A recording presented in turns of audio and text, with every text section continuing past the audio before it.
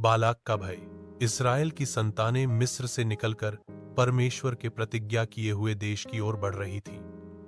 रास्ते में उन्होंने जिन जनजातियों का सामना किया, उन्हें हराया। जब ये लोग मोआब देश के पास पहुंचे, तो मोआब के राजा बालाक का दिल भय से कांप उठा। उसने देखा कि इस्राएलियों की संख्या असंख्य है और उनका परमेश्वर उनके साथ है। बालाक जानता था कि वह इनसे युद्ध नहीं जीत सकता, इसलिए उसने एक और योजना बनाई। बिलाम को बुलाने की चाल। बालाक ने संदेशवाहकों को भेजा एक प्रसिद्ध भविष्यवक्ता और जादूगर बिलाम के पास। उसका प्रस्ताव था, आओ और इन लोगों को श्राप दो ताकि हम उनसे लड़कर जीत सके।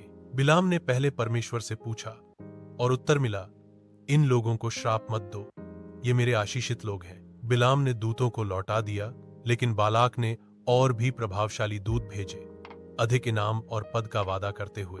बिलाम का मन डगमगाया और उसने फिर परमेश्वर से पूछा। परमेश्वर ने कहा, जाओ, लेकिन जो मैं कहूं यात्रा और वही परमेश्वर का क्रोध। बिलाम अगली सुबह अपने गधे पर चढ़ा और बालाक के पास चल पड़ा, लेकिन उसके मन में लालच और स्वार्थ की भावना थी जो परमेश्वर को पसंद नहीं आई।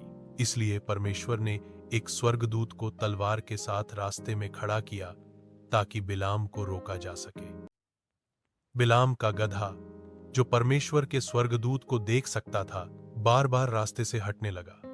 पहले वह खेत की ओर मुड़ा बिलाम ने मारा, फिर वह एक दीवार से टकरा गया जिससे बिलाम का पैर दब गया, फिर से मारा और अंत में गधा बीच रास्ते में बैठ गया, तीसरी बार मारा। तभी परमेश्वर ने गधे को बोलने की शक्ति दी। गधा बोला, मैं तेरा वही गधा हूं जिस पर तू हमेशा सवारी करता रहा है। क्या मैंने कभी तेरे साथ ऐसा किया? बिलाम चौंक गया और तभी परमेश्वर ने उसकी आंखें खोलीं। वह चमकते स्वर्गदूत को तलवार के साथ खड़ा देख सका। स्वर्गदूत बोला, अगर गधे ने न रोका होता तो मैं तुझे मार डालता। गधा तेरे प्राण बचा रहा है। बिलाम डर गया और बोला, मैंने पाप किया, मैं लौट जाऊं। पर स्वर्गदूत ने कहा, जाओ, लेकिन वही बोलना जो परमेश्वर कहे।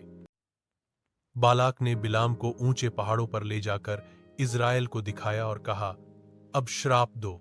लेकिन जब बिलाम मुंह खोलता, परमेश्वर की आत्मा उस पर आती और उसके मुंह से आशीर्वाद ही निकलता। यह क्रम 3 बार हुआ और तीनों बार बिलाम ने इस्राएल के लिए भविष्यवाणियां की जो आशीर्वाद और विजय से भरी थीं। यह कहानी हमें सिखाती है कि परमेश्वर अपनी इच्छा पूरी करने के लिए किसी को भी, यहां तक कि एक गधे को भी प्रयोग कर सकता है। यह भी कि जब परमेश्वर आशीर्वाद देता है तो कोई भी मनुष्य या राजा उसे श्राप में नहीं बदल सकता। ऐसी और बाइबल की प्रेरणादायक कहानियों के लिए चैनल बिब्लिकल स्टोरी 3D- को सब्सक्राइब करें और अपने विश्वास को और गहरा करें। धन्यवाद।